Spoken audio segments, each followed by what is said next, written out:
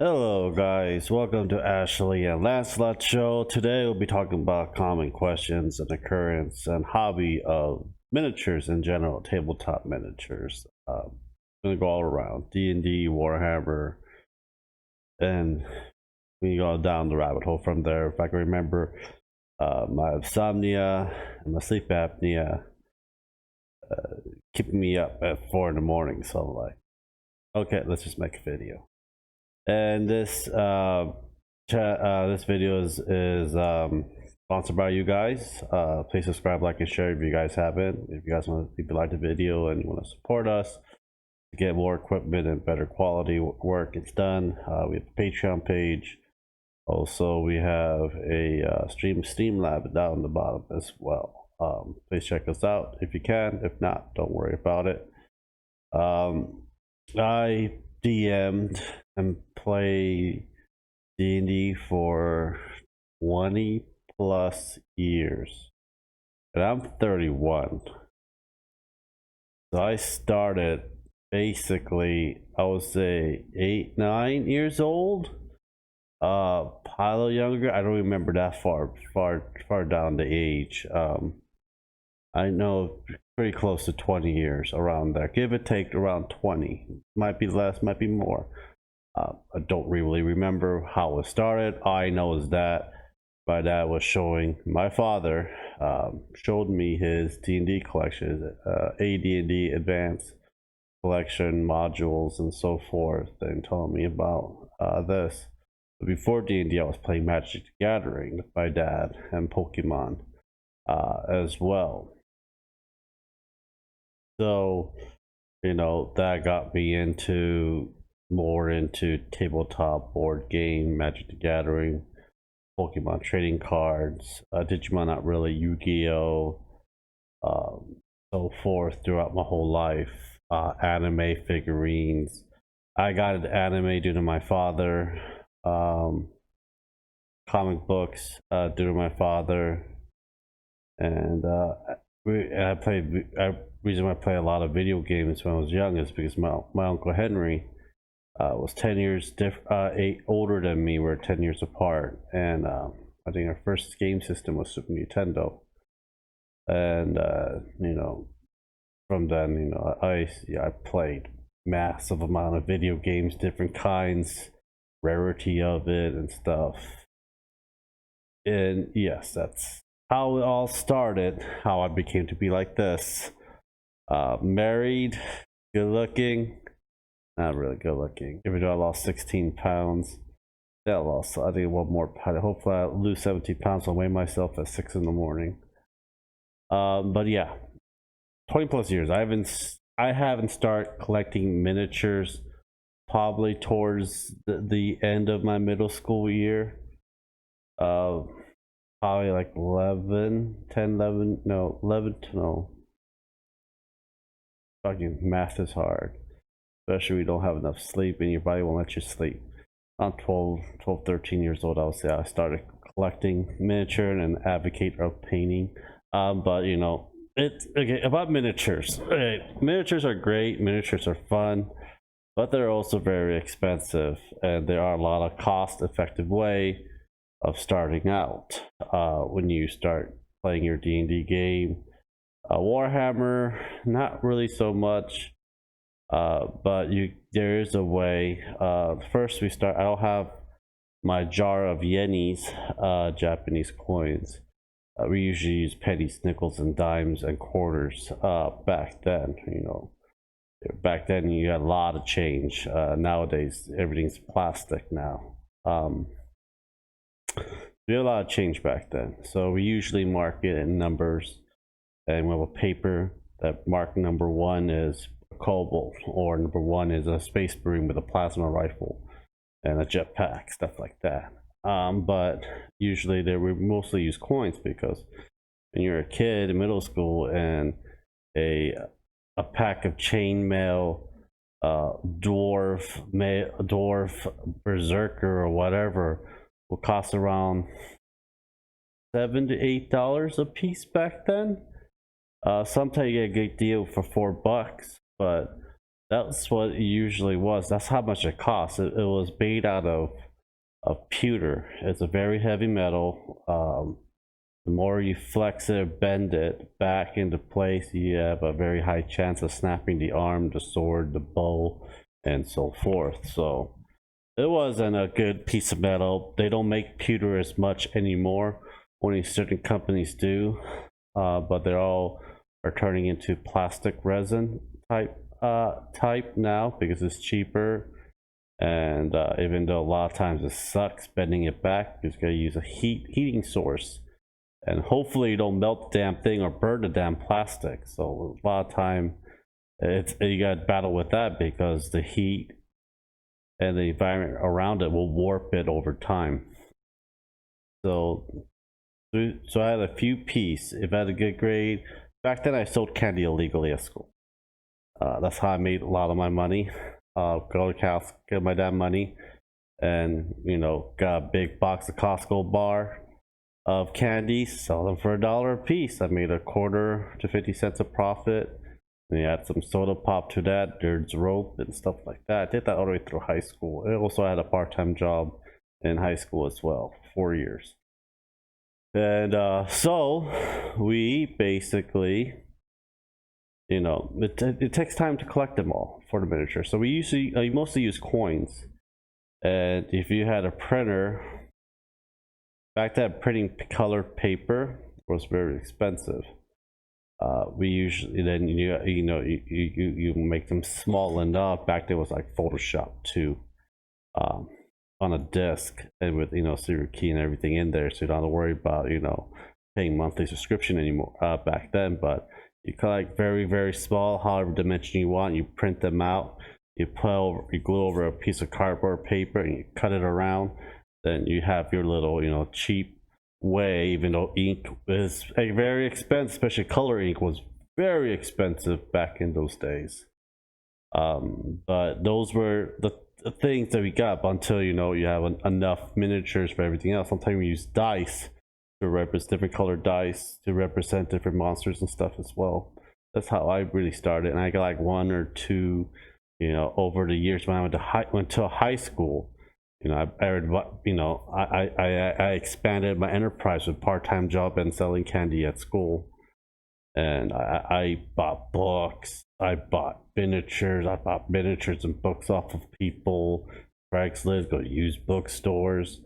It was exhilarating, especially in high school. Especially, I wasn't a popular kid at all. So, I did robotics, wrestling. I started Dungeons and Dragons Club in high school.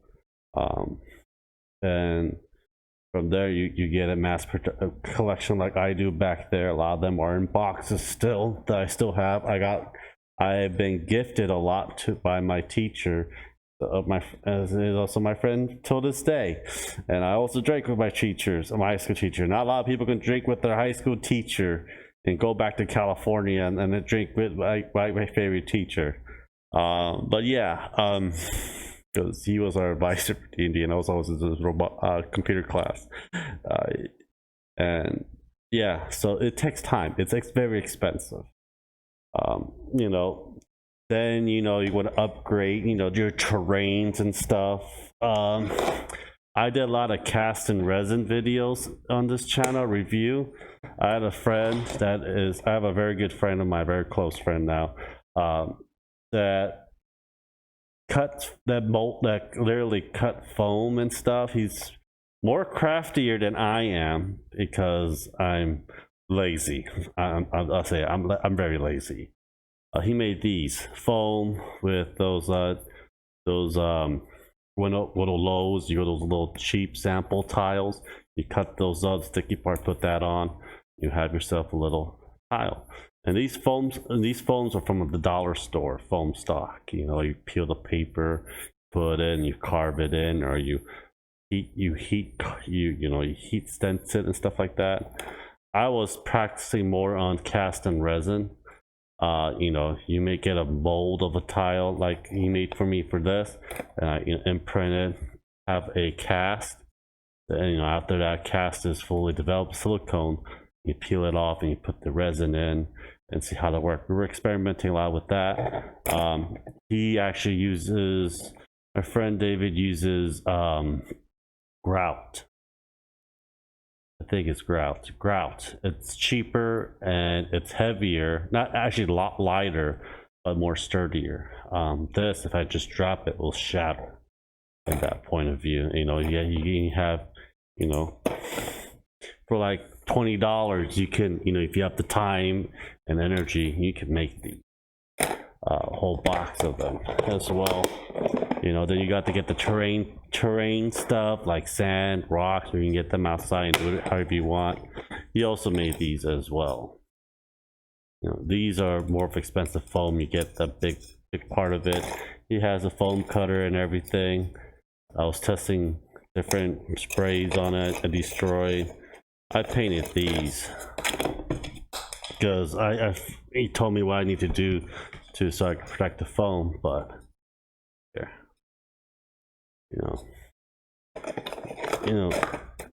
I use a Battlenet.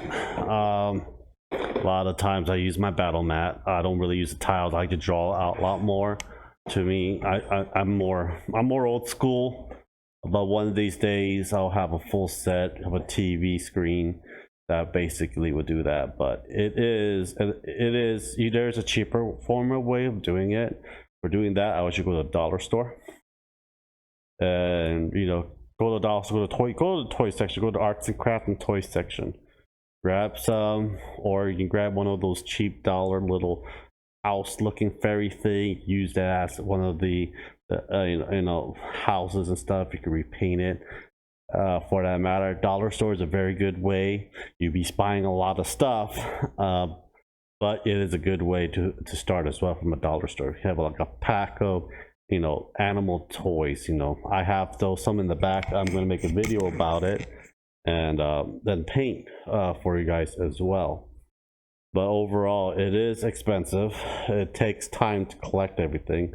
I have some of the original AD&D minis that's made out of pure lead, and to pewter to plastic, and I have a 3D printer back there that prints my miniatures size. I'm gonna get a bigger one, and then you get like more miniatures down the line.